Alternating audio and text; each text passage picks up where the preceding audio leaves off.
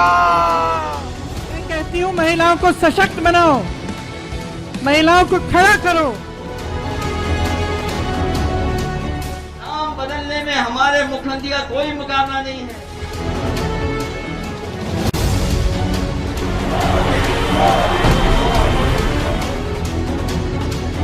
आपकी सेवा करने में हम पिछले 5 साल से भी ज्यादा मेहनत करेंगे।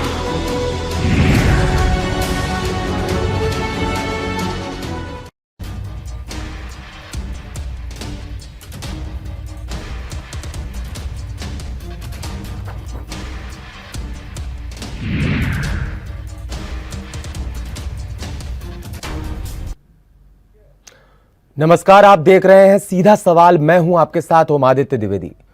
आज 2 घोषणा पत्र जारी किए गए।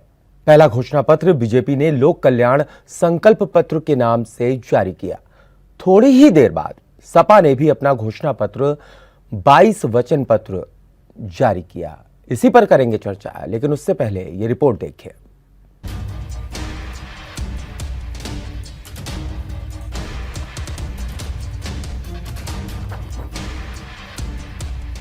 गृह मंत्री अमित शाह और मुख्यमंत्री योगी आदित्यनाथ ने यूपी चुनाव के लिए लोक कल्याण संकल्प पत्र और नया प्रचार गीत जारी किया। संकल्प पत्र में बीजेपी ने यूपी में सत्ता आने पर किसानों को सिंचाई के लिए मुफ्त बिजली और कॉलेज जाने वाली होनहार छात्राओं को मुफ्त स्कूटी देने का वादा किया है। इसके साथ ही बीजेपी ने लता मंगेशकर की याद में आर्ट अकादमी स्थापित करने की भी घोषणा की है। आपको बता दें कि लोक कल्याण संकल्प पत्र 2022 में बीजेपी ने प्रदेश के हर जिले में आधुनिक विशेषज्ञ चिकित्सा सुविधाओं से युक्त मेडिकल कॉलेज स्थापित किए जाने का वादा किया है। प्रदेश के सभी नागरिकों को सरकारी सेवाएं एक निश्चित समय में प्राप्त हों, इसकी गारंटी देने वाला कानून भी लाया जाएगा।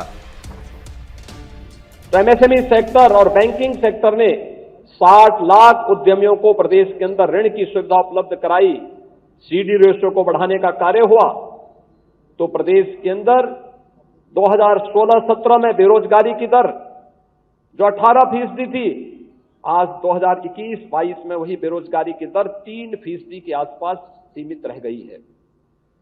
उत्तर प्रदेश न केवल नौजवानों बल्कि महिलाओं के कल्याण के लिए मुख्यमंत्री कन्या सुमंगला की योजना, बेटी के जन्म लेने से लेकर के स्नातक तक की पढ़ाई और 15,000 के एक पैकेज को प्रत्येक बेटी को उपलब्ध कराने की कार्रवाई, मुख्यमंत्री सामूहिक विवाह की योजना हो, भारत सरकार की मातृत्व वंदना योजना और जननी सुरक्षा योजना को प्रभावी ढंग से लागू करने और महिला स्वयंसेवी समूह के माध्यम से 1 करोड़ महिलाओं को आर्थिक स्वावलंबन की ओर अग्रसर करने, 58,000 से अधिक महिलाओं को बैंकिंग करस्पॉन्डेंट सखी के माध्यम से प्रत्येक गांव में बैंकिंग की सुविधा उपलब्ध करवाने की कार्रवाई रही हो। ये सभी कार्य प्राथमिकता के आधार पर प्रदेश के अंदर आगे बढ़ाने के कार्य हुए। तो गरीब कल्याणकारी योजनाओं के माध्यम से 43.5 लाख गरीबों को उनके सिर को ढकने के लिए एक आवास, प्रधानमंत्री आवास योजना के माध्यम से उपलब्ध करवाने में भी सफलता प्राप्त की। 2 करोड़ 61 लाख से अधिक गरीबों को स्वच्छ भारत मिशन के अंतर्गत एक शौचालय उपलब्ध करवाया गया। 1,21,000 गांवों में विद्युतीकरण के लक्ष्य को पूरा करते हुए 1 करोड़ 43 लाख परिवारों को फ्री में विद्युत कनेक्शन उपलब्ध करवाए गए। तो 1 करोड़ 56 लाख गरीबों को प्रधानमंत्री उज्ज्वला योजना में रसोई गैस की फ्री में कनेक्शन भी उपलब्ध करवाए गए। 9 करोड़ लोगों को प्रधानमंत्री आयुष्मान भारत योजना और मुख्यमंत्री जन आरोग्य योजना के माध्यम से प्रदेश के अंदर 5 लाख रुपए सालाना स्वास्थ्य बीमा का कवर दिया गया। तो मित्रों, 1 करोड़ वृद्धजनों को, विधवा महिलाओं को और दिव्यांग जनों को 12,000 रुपए सालाना पेंशन की सुविधा उपलब्ध करवाई गई। सपा प्रमुख अखिलेश यादव ने लखनऊ से सपा का वचन पत्र जारी किया। वचन पत्र में सपा ने जनता से 22 वचनों को निभाने का वादा किया है। पत्र में सपा ने सत्ता में आने पर सभी फसलों पर किसानों को एमएसपी देने का वादा किया है और किसानों को 2025 तक कर्ज मुक्त बनाए जाने का भी आश्वासन दिया है। सपा सरकार आने पर लघु किसानों को 2 बोरी डीएपी, 5 बोरी यूरिया और सभी किसानों को मुफ्त बिजली उपलब्ध कराई जाएगी। सभी बीपीएल परिवारों को साल में 2 एलपीजी सिलेंडर मुफ्त दिए जाएंगे। दोपहिया वाहन मालिकों को 1 लीटर पेट्रोल प्रति माह और ऑटो रिक्शा चालकों को प्रति माह 3 लीटर पेट्रोल या 6 किलो सीएनजी मुफ्त दी जाएगी। महिलाओं को सरकारी नौकरी में 33% आरक्षण दिया जाएगा। समाजवादी कैंटीन और किराना स्टोर की स्थापना की जाएगी और कैंटीन में गरीबों को 10 रुपए थाली भोजन मिलेगा। सभी को 300 यूनिट बिजली प्रति माह मुफ्त दी जाएगी। सपा की सरकार आने पर पुरानी पेंशन की बहाली भी की जाएगी। सबसे पहले मैं उत्तर प्रदेश के किसानों और उत्तर प्रदेश की जनता के सामने अपने सत्य वचन और अटूट वादा करके मैनिफेस्टो जो लेकर के आए उसकी बातें रख रहा हूं। पहला बिंदु यह है कि सभी फसलों के लिए एमएसपी प्रदान की जाएगी और गन्ना किसानों को 15 दिन में उनका भुगतान सुनिश्चित किया जाएगा। इसके लिए अगर फार्मर्स कॉर्पस फंड भी बनाना पड़ेगा तो बनाया जाएगा। सभी किसानों को 4 साल के भीतर यानी 2025 तक कर्ज मुक्त बनाया जाएगा। ऋण मुक्ति कानून बनाकर के अत्यंत गरीब किसानों को लाभ पहुंचाया जाएगा। सभी लघु एवं सीमांत किसान जिनके पास 2 एकड़ से कम जमीन है उन्हें 2 बोरी डीएपी एवं 5 बोरी यूरिया मुफ्त दी जाएगी। सभी किसानों को सिंचाई के लिए मुफ्त बिजली, ब्याज मुक्त लोन, बीमा एवं पेंशन की व्यवस्था की जाएगी।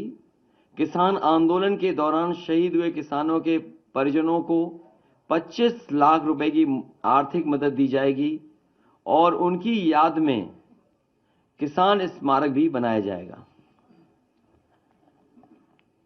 महंगाई पर भार, चौथा बिंदु, सभी बीपीएल परिवारों को प्रति वर्ष 2 एलपीजी सिलेंडर मुफ्त में दिया जाएगा। सभी दो पहिया वाहन मालिकों को प्रति माह 1 लीटर पेट्रोल एवं ऑटो रिक्शा चालकों को प्रति माह 3 लीटर पेट्रोल एवं 6 किलो सीएनजी मुफ्त प्रदान की जाएगी। Urban employment guarantee act MNREGA की तर्ज पर बनाया जाएगा। समाजवादी पार्टी सरकार आईटी सेक्टर की समीक्षा कर उसे पुनर्जीवित और प्रोत्साहित करने ताकि सेक्टर विकास के इंजन के रूप में कार्य कर 22 लाख लोगों को रोजगार दे सके। महिलाओं को सरकारी नौकरियों में 33% आरक्षण पुलिस समेत सभी सरकारी नौकरियों में प्रदान किया जाएगा। इस व्यवस्था के अंतर्गत सभी वर्गों सामान्य, ईडब्ल्यूएस, एससी एवं एसटी की महिलाओं को शामिल होंगी। यूपी में 10 फरवरी को पहले चरण का मतदान होना है। इसी कड़ी में पहले बीजेपी ने अपना घोषणा पत्र जारी किया, जिसको बीजेपी ने लोक कल्याण पत्र 2022 के नाम से पेश किया। वहीं थोड़ी देर बाद सपा ने अपना घोषणा पत्र जारी किया, जिसको सपा ने 22 में 22 संकल्प के नाम से जनता के बीच रखा। अब देखने वाली बात ये है कि जनता किसकी बातों में भरोसा करेगी और सत्ता तक जाने का रास्ता साफ करेगी। 10 फरवरी को होने वाले पहले चरण के मतदान के पहले आज भारतीय जनता पार्टी और समाजवादी पार्टी ने अपना घोषणा पत्र जारी कर दिया। भारतीय जनता पार्टी में जहां केंद्रीय गृह मंत्री अमित शाह ने लोक कल्याणी जनसंकल्प पत्र 2022 जारी किया, तो समाजवादी पार्टी के राष्ट्रीय अध्यक्ष अखिलेश यादव ने समाजवादी वचन पत्र जनता के बीच रखा। भारतीय जनता पार्टी ने जहां तमाम वायदे किए उसमें किसानों को फ्री बिजली देने की बात की गई। इसके अलावा उज्ज्वला योजना के तहत हर होली और दीपावली में एक सिलेंडर मुफ्त देने की बात की गई। इसके अलावा कानून व्यवस्था को और बेहतर बनाने की बात की गई। तो दूसरी तरफ समाजवादी पार्टी की तरफ से भी 300 यूनिट फ्री बिजली की बात की गई। इसके अलावा तमाम जो अन्य सेक्टर हैं, चाहे शिक्षा हो, स्वास्थ्य हो या अन्य बेरोजगारी से परेशान नौजवान हो, उन तमाम लोगों को रोजगार देने की बात की गई। ऐसे में देखना होगा कि जनता समाजवादी पार्टी के वचन पत्र पर अपना भरोसा जताती है या एक बार फिर भारतीय जनता पार्टी के लोक कल्याण संकल्प पत्र पर विश्वास जता के फिर से सत्ता में वापस करती है। 10 मार्च को बताएगा कि जनता ने आखिर समाजवादी वचन पत्र का साथ दिया या भारतीय जनता पार्टी के लोक कल्याण संकल्प पत्र का। कैमरामैन शुभम के साथ मैं राहुल श्रीवास्तव, जेएमडी न्यूज़, लखनऊ। संकल्प पत्र वर्सेस वचन पत्र। 22 वचन का वादा किया है समाजवादी पार्टी ने, और दूसरी तरफ अगर बीजेपी की बात की जाए तो उन्होंने संकल्प पत्र अपना दिया है कि हम ये वादे निभाएंगे अगर हम सत्ता में आते हैं। अब देखिए, किसानों की अगर बात कर ली जाए तो आलू, टमाटर और प्याज के किसानों को एमएसपी के दायरे में लाने की घोषणा की गई है बीजेपी की तरफ से। वहीं जो अखिलेश यादव हैं, समाजवादी पार्टी के मुखिया, वो साफ तौर पर कहते नजर आ रहे हैं कि हम सभी फसलों को एमएसपी के दायरे में लाएंगे। आपकी जानकारी के लिए बता दूं, अभी 23 फसलें ऐसी हैं जो एमएसपी के दायरे में हैं। 7 जिसमें अगर बात की जाए अनाज हैं, 7 तिलहन हैं, 5 दलहन हैं, 4 व्यापारिक खेतियां हैं, ऐसी फसलें हैं। और अब ऐसी घोषणाएं की गई हैं। महिलाओं के लिए भी घोषणा की गई है, पेंशन की बात की गई है, वृद्धों के लिए 18,000 पेंशन की बात समाजवादी पार्टी ने की है।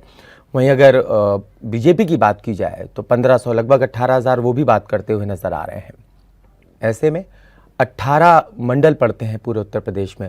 बीजेपी ने वादा किया है सब जगह एक यूनिवर्सिटी होगी, ठीक। उसके बाद हर जिले में विशेषज्ञ चिकित्सालय जो होंगे, मेडिकल कॉलेज, उनको खोला जाएगा।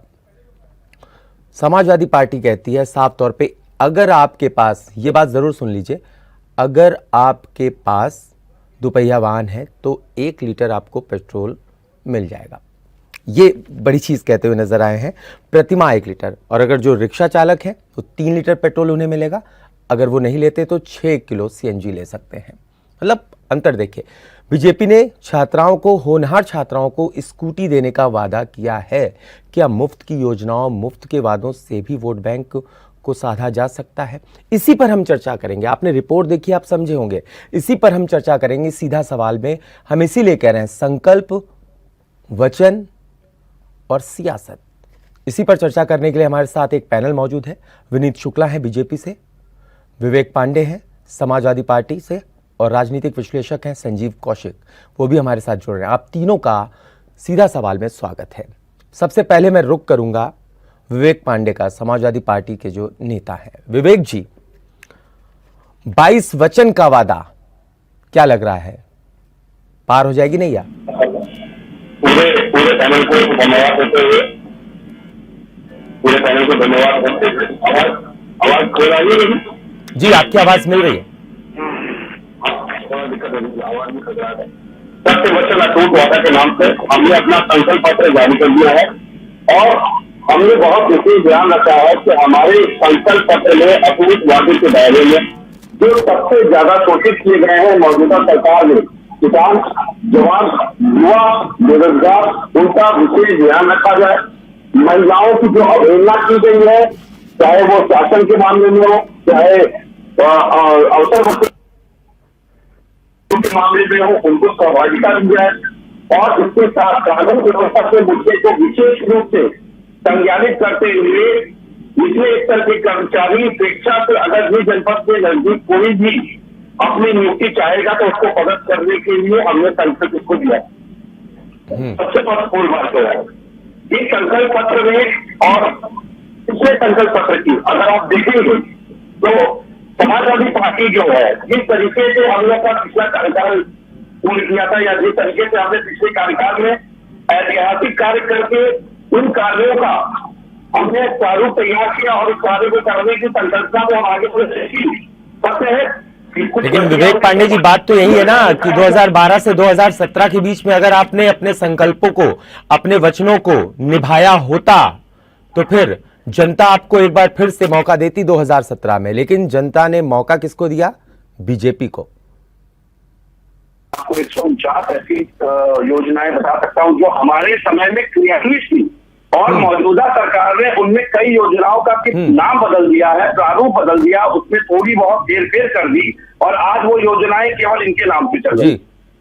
हमें कट कॉपी पेस्ट करने की आदत नहीं है। हम विकास के कार्य के अगर अग्रणी होकर के कोई कार्य करना चाहते हैं तो वो हमारी नीति और हमारी मनस्थिति से संबंधित विषय है। हम कट कॉपी पेस्ट में विश्वास नहीं करते और ना ही हम धर्म को आधार बनाते के राजनीति। ठीक है, मुझे जवाब देना विनीत शुक्ला जी। विनीत शुक्ला जी, ये तो कह रहे हैं कि आप इन्हीं की योजनाओं को कट कॉपी पेस्ट करते हैं, तो फिर अपना घोषणा पत्र क्यों, अपना संकल्प पत्र की आपको क्या जरूरत है?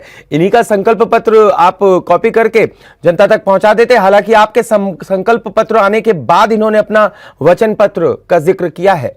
टाइमिंग देखिए। जी ओम जी, सबसे पहले तो मैं ये कहना चाहूंगा, पंडित दीनदयाल उपाध्याय जी के बनाई हुई पार्टी, पंडित श्यामा प्रसाद मुखर्जी जी के पदचिन्हों पर चलने वाली पार्टी, हमारा लक्ष्य है अंत्योदय, अंतिम पंक्ति में बैठे हुए व्यक्ति के उत्थान का। वो कार्य हमने करके दिखाया है और आगे भी करने वाले हैं। हमने संकल्प लिया था और संकल्प को निभाया है, आगे भी निभाएंगे।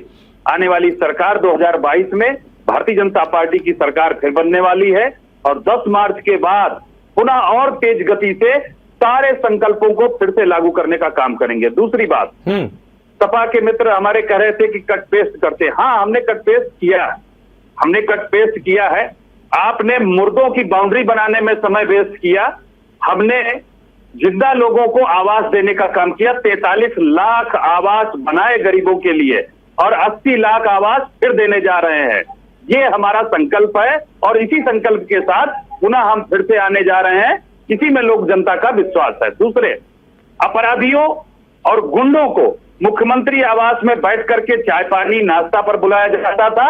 हमारी सरकार ने उनको जेल की सलाखों के पीछे भेजने का काम किया है, ऊपर पहुंचाने का काम किया है, या प्रदेश छोड़ने को मजबूर किया है, या तख्ती डाल करके थाने में सरेंडर करने को मजबूर किया है। हाँ, हमने ये कटपेस्ट जरूर किया है। इन्होंने भूमाफिया पैदा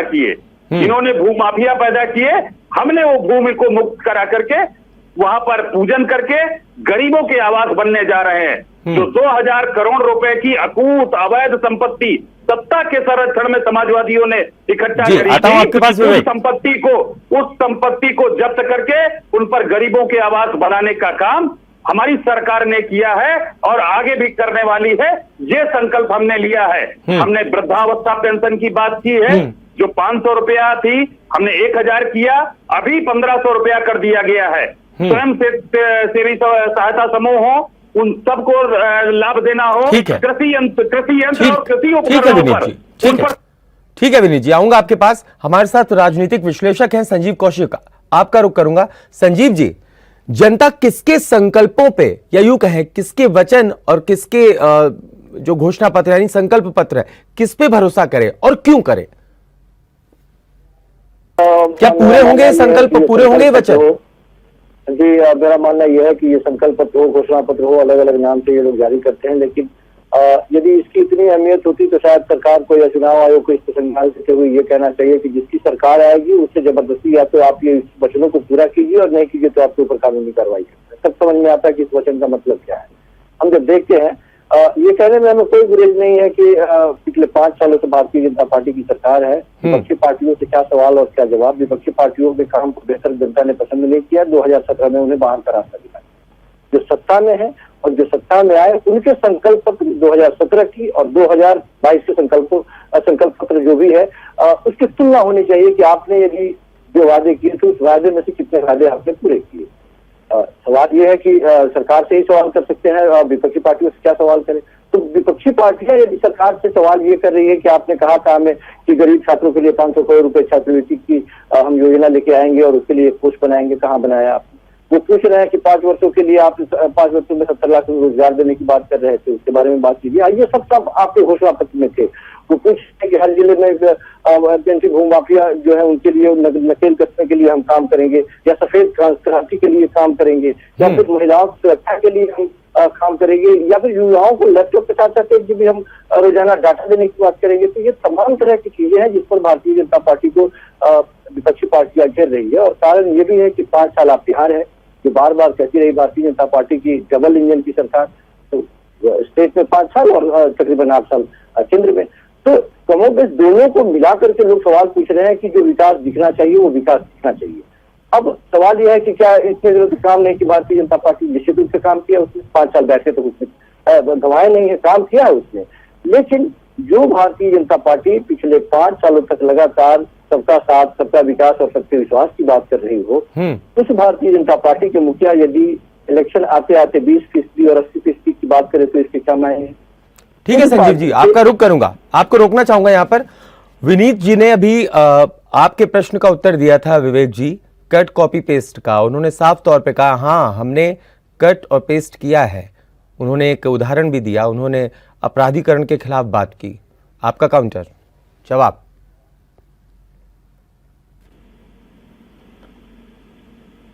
पुलिस मुख्यालय किसी ने दिया तो हमारी सरकार ने दिया।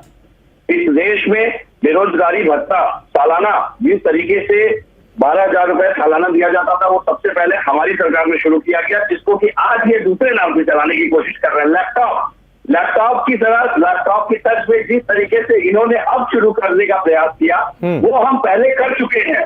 15 लाख लैपटॉप की आपूर्ति, 10,000 छात्र छात्राओं को लैपटॉप बांट करके जिस तरीके से हमने, बीजेपी कह रही है इस बार 2 करोड़ लैपटॉप और स्मार्टफोन दिए जाएंगे, स्कूटी भी दी जाएगी छात्राओं को। देखिए मैं आपको वही कह रहा हूँ कि आज युवाओं की मैं आता हूँ आपके पास, विनीत जी आपके पास आता हूँ, आपको रोकना चाहूंगा। विवेक जी को अपनी बात पूरी करने दीजिए। कन्या विद्याधन की शुरुआत सबसे पहले मुख्यमंत्री योजना के तहत हमने शुरू की थी, जिसमें 20,000 रुपए बांटा जाता था पहले, और उसको हमने 30,000 रुपए, 10,000 रुपए बढ़ा करके उससे हमने 30,000 रुपए किया। इस तरीके से कर्ज माफी पे आ जाइए। कर्ज माफी की घोषणा पे जिस तरीके से 7,20,000 किसानों को फायदा हमने पहुंचाया था, उस माफी के बाद इस सरकार में किसानों की स्थिति क्या थी वो सबने देखी। उसे मुझे बताने की या बखानने की कोई आवश्यकता नहीं, क्योंकि वो एक दुखद विषय है, उस पर मैं राजनीतिकरण नहीं करना चाहूंगा। कितने लोगों को यूरिया खाद मिली, किसानों को किस तरीके से ब्लैक में यूरिया खाद बेची जाती रही। और बधाई देता हूं मैं अपने मित्र विनीत शुक्ला जी को कि आपकी सरकार को कुछ प्रायोजित पत्रकारों, मीडिया के बड़े बड़े चैनलों ने चला दिया। किसी तरह 5 साल आपके रथ को, डबल इंजन को खींच लिया, किसी तरह से खींच लिया। अब आप उन्हीं के माध्यम से दोबारा सरकार बनाने की कवायद में लगे हैं, लेकिन जनता जानती है। ये कहते हैं नौकरियों की बात, ये कहते हैं इनकी नौकरियों के आंकड़े सबसे ज्यादा पेच में फंसे हुए हैं। कभी इनके मुख्यमंत्री जी कहते हैं कि हमने 12 लाख नौकरियां दे दी, कभी वो कहते हैं हमने 6.5 लाख आधिकारिक विज्ञप्ति जारी कर देते हैं कि हमने 6.5 लाख। मुझे तो ये थोड़ा सा समझना है कि आप संविदा को भी क्या नौकरियों की श्रेणी में रखते हैं? आप कॉन्ट्रैक्चुअल जो आपकी नौकरियां होती है उनको भी आप स्थायी नौकरी की श्रेणी में रखते हैं, क्योंकि राष्ट्रीय स्वास्थ्य मिशन जैसे जो संस्थाएं है उसमें तो 90% जो रिक्तियां है वो तो संविदा से भरी जाती है या आउटसोर्सिंग से ली जाती है। और इनके कार्यकाल में आउटसोर्सिंग और संविदा की भी स्थिति को थोड़ा स्पष्ट कर दूं। 3-3, 6-6 महीने के 3 महीने से 6 महीने तक की पहले उन्होंने रखवा ली, क्योंकि आप दिला रहे हैं। 1 साल का 11 महीने का कॉन्ट्रैक्ट, जिसमें 3 महीने से 6 महीने की तो इन्होंने पहले ही तनख्वाह ले ली इनके कॉन्ट्रैक्टर्स ने। और वो कॉन्ट्रैक्ट और ठेके किसको मिले? किसी के भतीजे को, किसी सांसद महोदय के भाई को। मतलब इनके यहाँ परिवारवाद परिवारवाद को साबित करना पड़ता है महोदय।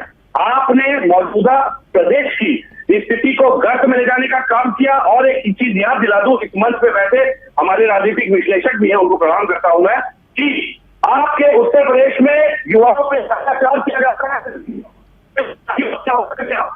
भाजपा मुख्यालय हो तो कालिदास मार्ग को लाठियों से पिटवाया गया, और उसके बाद आपकी ही राष्ट्रीय मंत्री कार्यकारिणी की राष्ट्रीय जिम्मेदार मंत्री बोलते यूपी टाइप मैं आज पूछना चाहता हूं कि यूपी का क्या होता है?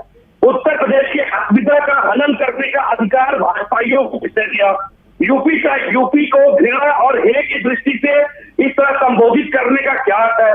चलिए विनीत जी, आप तो लखनऊ में रहते हैं, उत्तर प्रदेश में रहते हैं, माफी मांग लीजिए। आप गलतियां होती है, माफी मांग लीजिए। विनीत जी, तो देखिए जरा, विनीत जी आरोप लगा रहे हैं आप पर कि कभी आप कहते हैं कि 12 लाख नौकरियां दे दी, कभी आप कहते हैं 6.5 लाख, कोई आंकड़ा नहीं आपके पास है, आपका जो संकल्प पत्र है वो झूठा है, इस तरह की बात जो सपा नेता है विवेक पांडे वो कह रहे हैं।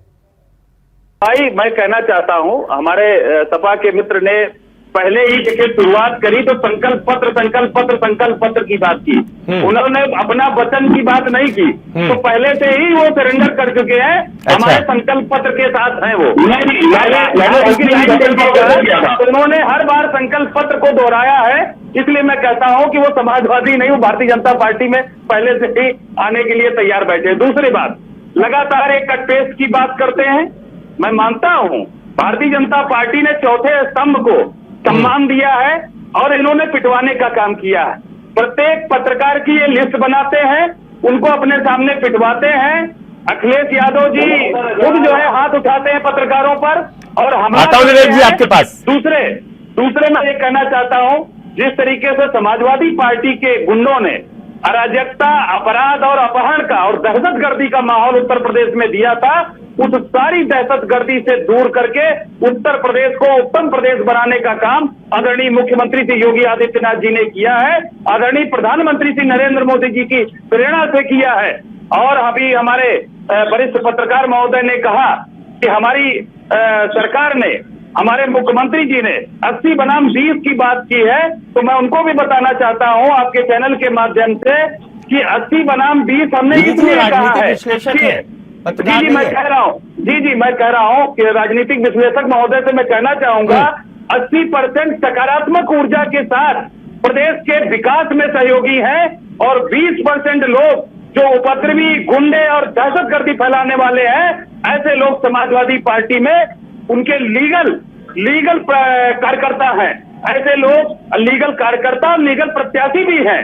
ऐसे लोग उस समाजवादी पार्टी में 20% लोग हैं और 80% सकारात्मक ऊर्जा के साथ प्रदेश के विकास में सहयोगी बनके यूपी प्लस योगी, आदरणीय योगी जी के साथ हैं। और आदरणीय चौधरी चरण सिंह जी ने, स्वर्गीय अजीत सिंह जी ने कहा था कि जिस गाड़ी पर सपा का झंडा दिखे समझ लीजिए बैठा कुंडा है। ऐसी पार्टी से उनके इसका जवाब लेंगे, विवेक पांडे जी से इसका जवाब लेंगे। विनीत जी मुझे ब्रेक पर जाना है, मुझे ब्रेक लेना पड़ेगा, वक्त ब्रेक का हो रहा है, मुझे ब्रेक पे जाना पड़ेगा। लेकिन यहाँ पर जो लड़ाई है संकल्प पत्र वर्सेस वचन पत्र, वो तो ठीक है, लेकिन कहीं ना कहीं व्यक्तिगत रूप से भी बात की जा रही है। 80-20 में 20% को गुंडा कहा जा रहा है, अपराधी कहा जा रहा है, कहीं ना कहीं उनको इस श्रेणी में रखा जा रहा है कि वो बवाल करते हैं। और ऐसे में संकल्प पत्र और जो वचन पत्र है उसकी बात कहीं पीछे रह जाती है। यहाँ वक्त एक छोटे से ब्रेक का, जल्द होंगे हाजिर, आप देखते रहिए सीधा सवाल। तो सीधा सवाल में आज हम बात कर रहे हैं बीजेपी के संकल्प पत्र की और समाजवादी पार्टी के वचन पत्र की। और ऐसे में दोनों ही पार्टियों ने मुफ्त में देने की बहुत चीजें कोशिश की है। बीजेपी ने साफ तौर पे कहा है होली और दिवाली में 2 सिलेंडर आपको मुफ्त में मिलेंगे एलपीजी के, साथ ही साथ आपको स्कूटी मिलेगी। जो छात्राएं हैं, जो होनहार छात्राएं, उनको स्कूटी दी जाएगी। साथ साथ ये भी कहा है कि 2 करोड़ लैपटॉप और जो मोबाइल फ़ोन्स हैं वो दिए जाएंगे, स्मार्टफोन्स। अगर बात करें समाजवादी पार्टी की तो 300 यूनिट बिजली फ्री होगी। ठीक है, 1 लीटर प्रति माह आपको पेट्रोल मिलेगा फ्री में। जो रिक्शा चालक है उनको 3 लीटर मिलेगा। ऐसे में क्या अब मुफ्त की चीजें दे करके राजनीतिक खेल खेला जाएगा? हालांकि पैसा जो होता है वो होता है टैक्स पेयर का, यानी जनता का ही पैसा होता है, लेकिन जो राजनीतिक दल है वो उसे किस तरीके से पेश करते हैं और आपको ही मुफ्त में देने की बात करते हैं। और उसके बाद आप जब वोट देने जाते हैं तो शायद आपके जहन में चीजें रह जाती हैं। सीधा सवाल में हम लगातार बात कर रहे हैं, चर्चा कर रहे हैं। हमारे साथ एक पैनल है, हमारे साथ राजनीतिक विश्लेषक हैं संजीव कौशिक। मैं उनके पास आऊं उससे पहले मैं विवेक पांडे के पास आना चाहूंगा। विवेक जी, समाजवादी पार्टी से ताल्लुक रखते हैं आप। 300 यूनिट बिजली फ्री, 1 लीटर पेट्रोल प्रति माह, अगर दुपहिया वाहन है किसी के घर में उसको 3 लीटर जो रिक्शा चालक हैं या 6 किलो सीएनजी,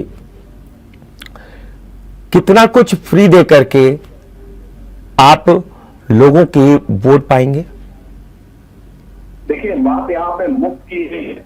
ऐसे में विनीत भाई का जवाब दूंगा, लेकिन पहले जो आपने सवाल पूछा उसका जवाब देकर फिर मैं विनीत भाई के हाँ बिल्कुल, फिर आप हाँ बात यहाँ पे मुफ्त की नहीं है। हाँ, जिस महंगाई से, जिस बेरोजगारी से मौजूदा व्यवस्था की और मौजूदा एक सामाजिक व्यवस्था की कमर तोड़ी गई है, जिस तरह से उनको आर्थिक रूप से पूरी तरह हतोत्साहित किया गया है, देखिए उनको उभरने के लिए थोड़ा समय और थोड़ा सहयोग करना बहुत आवश्यक है, वो चाहे किसी की सरकार हो। हम महंगाई के लिए बराबर मांग करते रहे, 100 रुपए से ऊपर ऐतिहासिक तेल बिकता रहा। बल्कि मैं आपको बताऊं, ये कानून व्यवस्था की बात करते हैं, पुलिस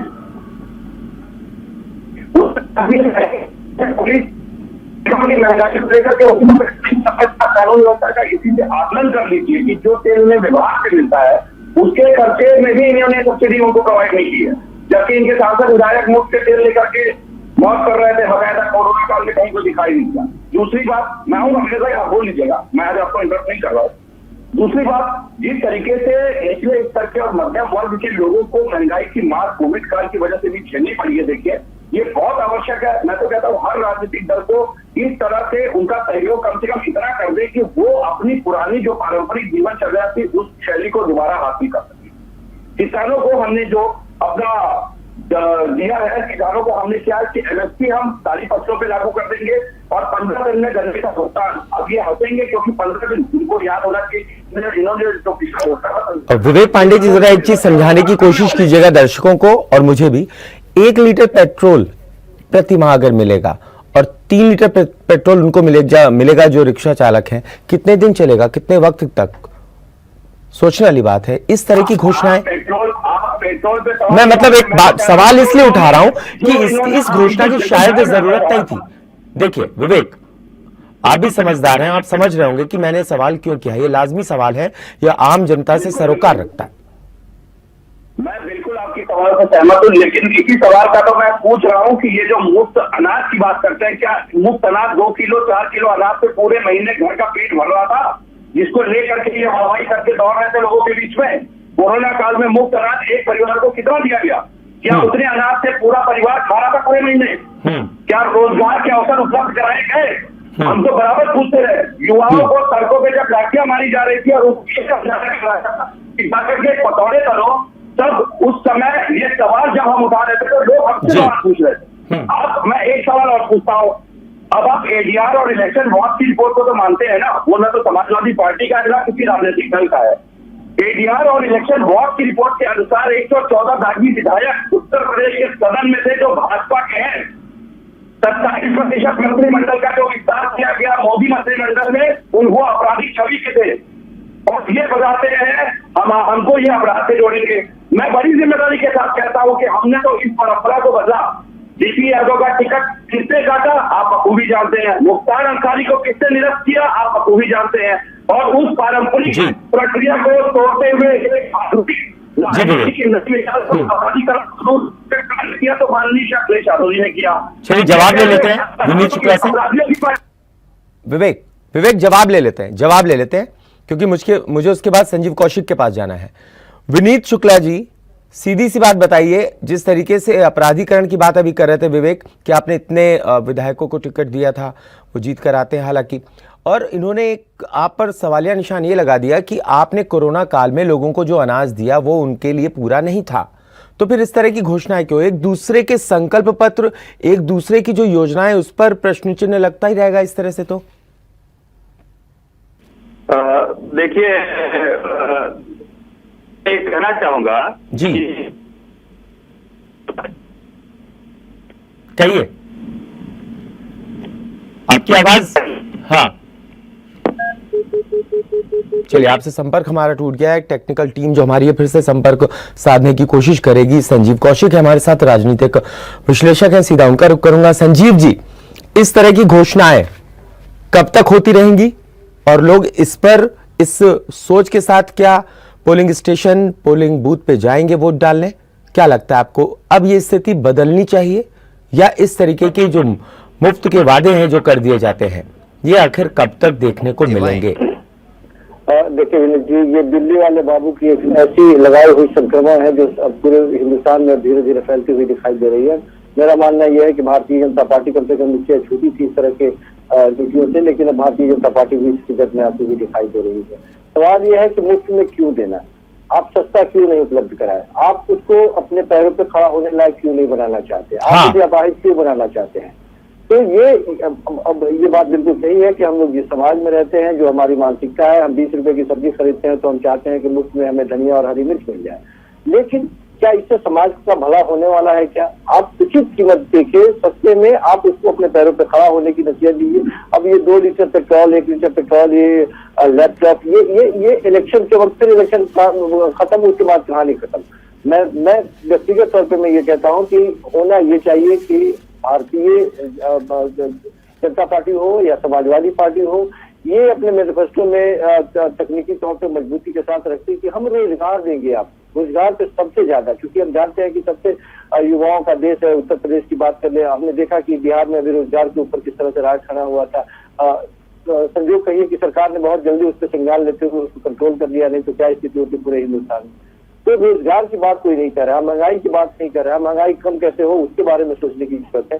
लेकिन ये भी इलेक्शन के वक्त में एक ऐसा सगुफा छोड़ दिया जाता है जिसकी वजह से जनता ट्रैप में फंस जाती है। इसका कोई माने नहीं होता, इससे हमारी आर्थिक स्थिति कभी नहीं सुधरती। 2000-2500 रुपये यदि हमें मिल जा रहा है या किसी किसान को मिल जा रहा है, तत्कालिक लाभ तो मिल जाता है, लेकिन क्या उसकी स्थिति सुधर जाती है क्या? ये बिल्कुल नहीं है इस तरह से। या फिर उसके ऋण माफी करने की बात, अब ये एक नजीर बन गया है कि सरकारें आती हैं, एक सरकारें आती हैं किसानों को ऋण देती है, दूसरी सरकारें आती है तो कहती है हम उसको माफ कर देंगे, इसलिए आप हम लोग, और ये अनवरत सिलसिला चलता रहता है। तो ये टैक्स पेयर की गाड़ी कमाई को गलत तरीके से इस्तेमाल करने का, लुटाना भी नहीं कहेंगे, क्योंकि गरीब जिस चीज की जरूरत है वो मिल रहा है, चाहे वो 2000 भी मिल रहा है तो उसके लिए बहुत ज्यादा लाभदायक है ये।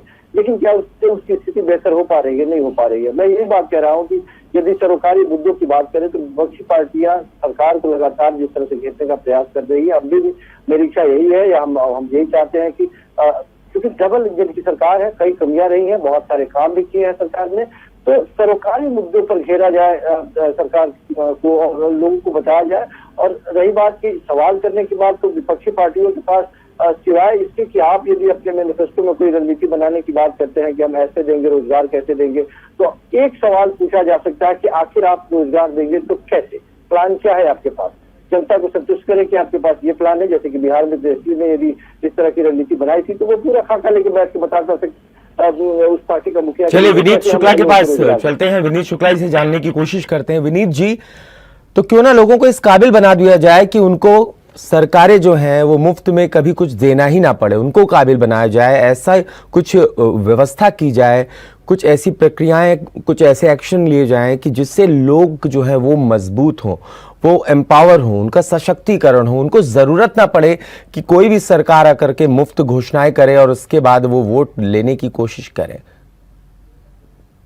थी ओम भाई, मैं ये कहना चाहूंगा कि भारतीय जनता पार्टी ने लोगों को स्वावलंबी बनाने के लिए, आत्मनिर्भर बनाने के लिए जिस तरीके से वन डिस्ट्रिक्ट वन प्रोडक्ट के माध्यम से जिलेवार लोगों को उनके उत्पादों का उनको मूल्य मिल सके और लोगों को रोजगार उपलब्ध कराने का कार्य किया है। भारतीय जनता पार्टी ने वन डिस्ट्रिक्ट वन प्रोडक्ट की बात की और समाजवादी पार्टी ने वही वचन लिया था कि वन डिस्ट्रिक्ट वन क्रिमिनल की बात करके इन लोगों ने बढ़ावा दिया। भारतीय जनता पार्टी ने एक जनपद एक उत्पाद को किया, इन्होंने एक जनपद एक अपराधी, बड़ा अपराधी तैयार करने का काम किया है। ये अंतर है भारतीय जनता पार्टी और इन समाजवादी पार्टी के दल में। दूसरे, मैं कहना चाहता हूं कि जिस तरीके से भारतीय जनता पार्टी ने कोविड काल में लोगों की चिंता की, आप देखिए एक टेस्टिंग लैब हुआ करता था पुणे के अंदर, आज 300 से ज्यादा टेस्टिंग लैब इसी सरकार ने लगाए हैं। 70 वर्षों में एक टेस्टिंग लैब और भारतीय जनता पार्टी ने एक वर्ष के अंदर 300 से ज्यादा टेस्टिंग लैब। आज 59 मेडिकल कॉलेज की व्यवस्था हुई है, प्रत्येक जनपद में मेडिकल कॉलेज की सुविधा। एम्स, 2 एम्स चल रहे हैं, गोरखपुर और रायबरेली के अंदर एम्स की शुरुआत करना। दूसरी बात, ये बिजली की देने की बात कर रहे हैं, मुफ्त बिजली देंगे, कैसे देंगे? ठीक है, श्रीमान अखिलेश यादव जी, ठीक है, आपने वन डिस्ट्रिक्ट वन प्रोडक्ट का नाम लिया और साथ ही कह दिया वन डिस्ट्रिक्ट वन क्रिमिनल। बहुत बड़ा इल्जाम है विवेक पांडे जी, कम शब्दों में अपना जवाब रखिए। मैं तो एडीआर और इलेक्शन बॉर्ड की रिपोर्ट पूछ रहा हूँ कि इन्होंने पूरी असेंबली को ही क्रिमिनलाइज कर दिया, उसमें तो ये बात ही नहीं कर रहे हैं। मैं तो कह रहा हूँ ना, एडीआर और इलेक्शन बॉर्ड की रिपोर्ट में इन्होंने कुछ कहा ही नहीं, वो बात तो ये गोल मोल घुमा ले गए। आपके कह देने से कोई अपराधी साबित नहीं हो जाएगा ना। 114 विधायक आप ही के हैं सदन में जो आप। ठीक है, अच्छा विवेक, अपने वचन पत्र की विशेषता जरा बता दीजिए, अपने वचन पत्र की विशेषता जल्दी से बता दीजिए, क्योंकि मुझे वाइंड अप की तरफ जाना है। देखिए, बहुत ईमानदारी से मैं आपको बताऊं, हमारा वचन पत्र जो है बहुत अटूट वादे के साथ सिर्फ और सिर्फ मध्यम वर्ग और निचले स्तर के लोगों के लिए बनाया गया है, जिसमें 15 दिन में गन्ने भुगतान के साथ सारी फसलों को एमएसपी के दायरे में लाना है। 2 एकड़ से कम भूमि वालों को 2 बोरी डीएपी का 5 बोरी खाद मुफ्त देने का प्रावधान है, जिसको मैं बिल्कुल भी गलत नहीं मानता। गरीब किसान को सहायता देने से कोई कमी नहीं हो जाती है राजस्व में। गरीबी रेखा से नीचे जो 2 पहिए के वाहन मालिक है उनको 1 लीटर पेट्रोल का प्रावधान दिया गया है। 1 लीटर में कम से कम आप 40-45 किलोमीटर गाड़ी चलाते हैं, जिससे आपकी आय बढ़ती है। 2 एलपीजी सिलेंडर मुफ्त दिया जाएगा, जो कि इन्होंने सब्सिडी बंद कर दी। अब तो सिर्फ 2 देने की बात कर रहे हैं, इन्होंने तो सब्सिडी ही बंद करवा दी लोगों की। कई खातों में तो सब्सिडी नहीं आ रही है सर, अगर आप उसको जोड़िए तो 6 सिलेंडर। चलिए ठीक है, मैं आपके पास आना चाहूंगा विनीत शुक्ला, आपका संकल्प पत्र जनता क्यों पसंद करेगी और आपको वोट क्यों देगी? पार्टी ने जो संकल्प लिया था, हाँ। विश्वास के साथ 2017 में हाँ। भारतीय जनता पार्टी की प्रचंड बहुमत के साथ सरकार बनाई थी, आज वही उन सभी संकल्पों का पूरा करने का काम भारतीय जनता पार्टी ने किया है। चाहे वो लोगों को पारदर्शिता से, बिना भेदभाव के, बिना जाति धर्म पंथ देखे हुए उनको रोजगार देने की बात हो, 6-6.5 लाख लोगों को सरकारी नौकरी में जोड़ना हो, 60 लाख लगभग जो है विवेक जी को ऑडियो दिया जाए प्लीज। जी अपनी बात पूरी कीजिए विनीत जी। ओम जी, आवाज आ रही है? हाँ आ रही है।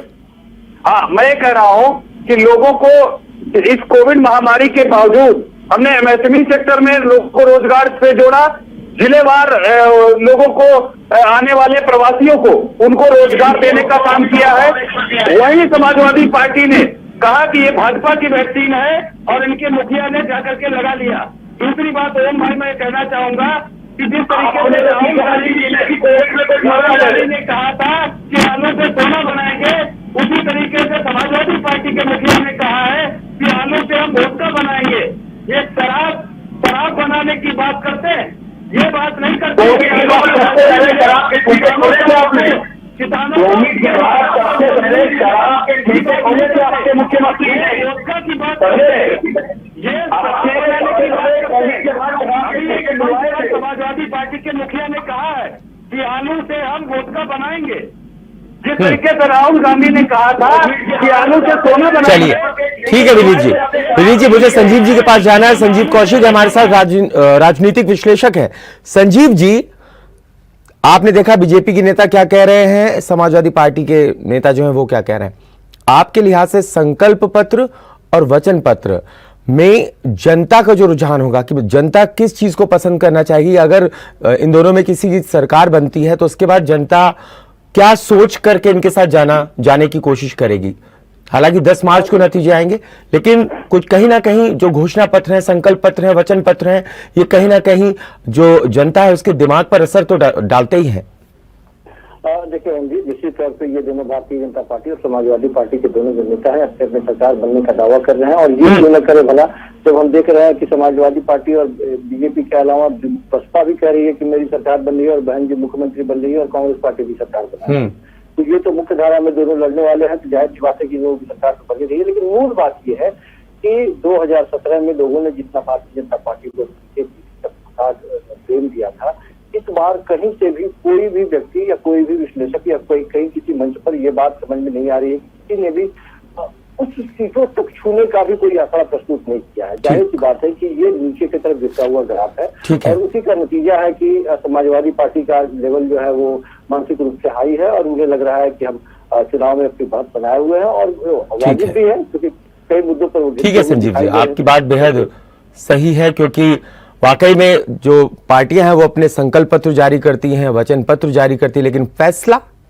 आपको लेना है, यानी आप जनता जनार्दन को लेना है। 7 चरणों में चुनाव है और ऐसे में संकल्प पत्र जारी हो गया, वचन पत्र जारी हो गया। 1 litre petrol, 3 litre petrol, 300 unit बिजली देने का वादा है, एक तरफ स्कूटी देने का वादा है, लैपटॉप देने का वादा है, टैबलेट देने का वादा है, स्मार्टफोन देने का वादा है। तमाम तरह के वादे किए गए हैं। और आलू, टमाटर, प्याज की फसलों को बीजेपी एमएसपी के दायरे में लाएगी, जबकि समाजवादी पार्टी कह रही नहीं भाई, हम तो सारे जितने भी फसलें हैं हम सभी को एमएसपी के दायरे में ले आएंगे। और ऐसे में सभी बात कर रहे हैं कि हम सालाना 18,000 रुपये देंगे वृद्धों को, महिलाओं को, दिव्यांगों को। समाजवादी पार्टी ने हालांकि कहा है। अगर दूसरी तरफ बात करें बीजेपी की, तो वो भी कह रहे हैं हम 1,500 रुपये महीना देंगे, यानी कि वो जाके 18,000 रुपये होता है वृद्धों के लिए।